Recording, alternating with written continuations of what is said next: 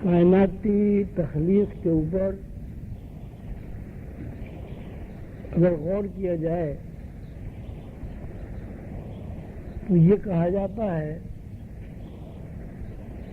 کہ کوئی ہستی ہے جس نے اس کائنات کو بنایا. ایک ہستی وہ ہے جس کو ہم یہ کہیں گے بنانے والی ہستی ہے، اور اس بنانے والی ہستی کی جو تخلیق ہے اس کو مخلوق کہا جاتا ہے. یہ تخلیقی عمل بھی اگر بنظر غور دیکھا جائے تو ماضی میں ہی کار فرما ہے. یہ اللہ تعالیٰ نے چاہا، کب چاہا؟ جب بھی چاہا تو اس کائنات کو بنا دیا. مطلب یہ ہے کہ ہم جب کائنات کے بارے میں تذکرہ کرتے ہیں، وہ کسی بھی دور میں تذکرہ کیا جائے تو ایک عمل میں آئی ہوئی چیز کا تذکرہ کرتے ہیں، کسی ریکارڈ کا تذکرہ کرتے ہیں. اس اعتبار سے بھی کائنات کو ہم ماضی کے علاوہ کچھ نہیں کہہ سکتے. اللہ تعالیٰ کی ایک ذات ہے، موجود ہے، یہ موجود تھی. اس نے چاہا کہ اللہ کے علاوہ، یعنی اللہ کی اپنی ذات کے علاوہ بھی اور ہستیاں ہوں، تاکہ اللہ کی خالقیت کا لوگوں کو علم ہو اور لوگ اس بات سے واقف ہوں کہ کوئی ایک ہستی ایسی ہے جس نے اس کائنات کو بنایا ہے، اور اس کائنات میں ایک نہیں ہزاروں نوعیں بنائی، اور ہر نوع میں اربوں خربوں افراد بنائے. اب صورت یہ ہوئی کہ جب ہم انسان کی پیدائش کا، زمین کی پیدائش کا، سیاروں کی پیدائش کا تذکرہ کریں گے تو بہرحال یہ بات ہمیں تسلیم کرنی پڑتی ہے کہ پہلے سے موجود کسی شے کا تذکرہ کر رہے ہیں. تو ہم کہتے ہیں چاند، سورج، ستارے، آسمان، کہکشانی نظام، گلیکسیز اور دوسرے بے شمار عالمین. اس کا صاف مطلب یہ ہے کہ ہماری جو حیثیت ہے، ہماری حیثیت ماضی کے علاوہ کچھ نہیں. ہم ماضی میں کبھی کہیں کسی مقام پر تخلیق ہوئے، کس حال میں ہوئے یہ بالکل ایک بات ہے. بہرحال ہماری تخلیق عمل میں آئی، اور وہ تخلیق مرحلہ وار نزول کر کے اس دنیا میں ظاہر ہوئی. مثلا اب یوں دیکھیں، اللہ تعالیٰ ایک ہستی ہے. اللہ تعالیٰ نے چاہا کہ میں انسان کو بناؤں. کیوں بناؤں یہ بات بعد میں سامنے آئے گی.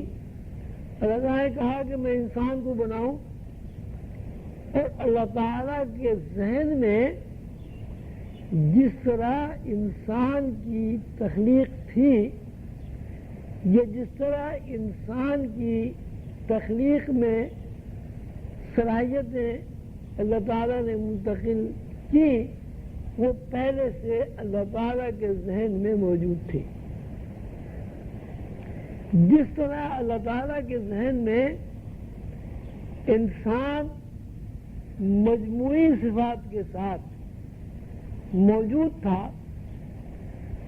اس موجودگی کو اللہ تعالیٰ نے انسان کی اپنے ذہن میں موجودگی کو اپنے ذہن سے الگ کر کے خد و خال بخشے اور ان خد و خال کو عملی مظاہرہ کے لیے کن کہہ کر وجود بخشا۔ مطلب یہ ہے کہ اللہ تعالیٰ کے ذہن میں یہ ساری کائنات کا مجموعی پروگرام تھا۔ اس مجموعی پروگرام میں ایک انسان بھی ہے، جنات بھی ہیں، فرشتے بھی ہیں۔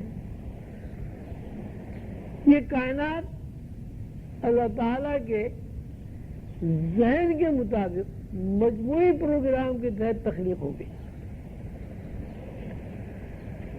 اب اس تخلیق میں جنات، فرشتے اور سماوات، زمین اور عالمین آئے ہیں۔ اب صورت حال یہ ہے کہ فرشتے بھی بن گئے، آسمان بھی بن گئے، جنات بھی بن گئے، ایک کائنات بن گئی، اور کائنات جاری وہ ساری ہے۔ اس کائنات میں اللہ تعالیٰ کو مزید تخلیق پسند آئی۔ یہ جو بھی اس کی وجوہات بنی، اللہ تعالیٰ نے جنات اور فرشتوں کی تخلیق میں اضافہ کیا۔ جب اللہ تعالیٰ نے فرشتوں اور جنات اور تمام سماوات کی تخلیق میں اضافہ کرنا چاہا تو اللہ تعالیٰ نے موجود تمام مخلوق کو اکٹھا کیا۔ اب اس میں قابل تذکرہ دو نوعیں تھیں، ایک جنات، ایک فرشتے۔ آسمان زمین پہلے سے موجود تھے۔ اللہ تعالیٰ نے ان فرشتوں کو اور جنات کو، یہ کائنات کو ایک جگہ اکٹھا کر کے اپنے ارادے کا اظہار کیا کہ میں اب زمین میں ایک اور مخلوق پیدا کرنے والا ہوں۔ یہ غور طلب بات یہ ہے کہ جب آدم کی تخلیق ہوئی تو اللہ تعالیٰ نے یہ کہا کہ میں زمین پر ایک اور تخلیق کرنے والا ہوں جو میری نیابت کے، میری تخلیقی اختیارات کے فرائض کو پورا کرے گی۔ تو اس کا مطلب یہ ہوا کہ اللہ تعالیٰ نے جب کن کہا تو ساری کائنات بن گئی، لیکن اس کائنات میں کچھ مخلوق ایسی بھی تھی یا ہے یا آئندہ ہو سکتی ہے کہ جس کا علم کائنات کو نہیں تھا۔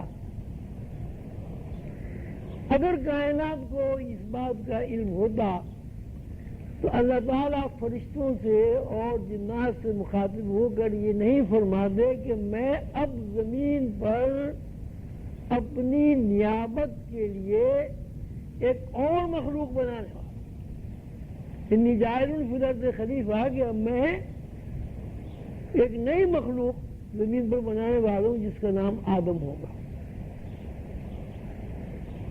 اب یہ آپ کے سامنے ہے کہ صاحب اس کو، اس کی حاکمیت کو قبول کرو، اور فرشتوں نے بھی کچھ تھوڑی سی چوچرا کے بعد اس کی حاکمیت کو قبول کر لیا، جنات نے بھی کچھ نے آدم کی حاکمیت کو قبول کر لیا اور کچھ نے آدم کی حاکمیت کو قبول نہیں کیا، اور اس بنیاد پر دو گروہ جو ہیں وہ تشکیل پا گئے۔